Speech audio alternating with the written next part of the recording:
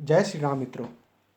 मैंने जो वीडियो इससे पहले पोस्ट किया था उसमें राजा परीक्षित के बारे में बताया था कि किस तरह उन्होंने एक ऋषि के गले में मरा हुआ सांप लटका दिया था, जिसके फलस्वरूप उन्हें श्राप मिला था और तक्षक नाग के डसने से उनकी मृत्यु हो गई थी। परीक्षित अभिमन्यु के पुत्र थे और इन्हीं राजा परीक्षित के पुत्र थे जन्मेजय। आज हम जन्मेजय के बारे में कुछ बात करेंगे। राजा परीक्षित की अकाल मृत्यु के कारण जन्मेजय को छोटी सी आयु में ही राजपाट संभालना पड़ा था। जब वह बड़ा हुआ तो उसे पता लगा कि उसके पिता की मृत्यु किस प्रकार हुई थी। वह तक्षक नाग से बदला लेने के लिए कुछ न कुछ उपाय सोचने लगा और अंत में उसने निर्णय किया कि वह एक विशाल सर्पयज्ञ का आयोजन करेगा। इस नाग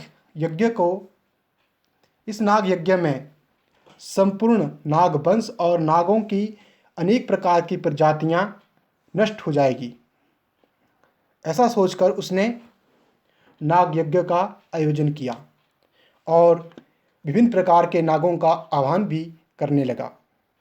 जैसे जैसे वह नागों का आह्वान करते जा रहा था, वैसे वैसे ही उन्हीं नागों की प्रजातियां वहां आने लगी और यज्ञ में अपनी आहुति अपने आप ही देने लग गई। किंतु जो जन्मेजय था उसे इंतजार सिर्फ तक्षक नाग का था और वहां तक्षक नाग बहुत भयभीत हुआ और इस यज्ञ से बचने के लिए उपाय सोचने लगा। किंतु यह यज्ञ इतना प्रभावशाली था कि वह इससे बच नहीं सकता था। इसलिए वह इस यज्ञ से बचने के लिए राजा, जो कि इंद्रदेव है, उनके पास गए। इंद्रदेव भी चाहकर उनसे बचाने का उपाय नहीं सूझ रहा था। इसलिए वह एक ऋषि थे जिनका नाम आस्तिक था, उनके पास गए।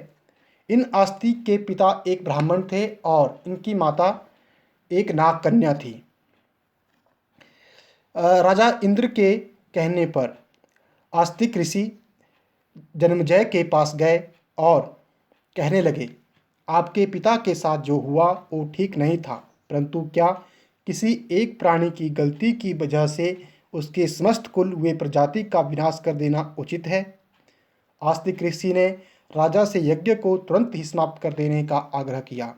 जन्मेजय ने ऋषि के आग्रह को मानकर यज्ञ की समाप्ति का निर्णय लिया, परंतु तक्षक अभी भी बचा हुआ था। उसने अग्निकुंड में प्रवेश नहीं किया था और इस तरह से उसके प्राण बच गए। इसके बाद राजा जन्मेजय ने संपूर्ण राजपाट त्याग कर संन्यास ग्रहण कर लिया और प्रायश्चित करने हेतु वन की ओर प्रस्थान कर गए। मित्रों, अगर आपको ये वीडियो पसंद आए तो लाइक करें और सब्सक्राइब करना ना भूलें। मैं आगे भी आपको ऐसी ही रोचक कथाएं सुनाता रहूँगा। धन्यवाद।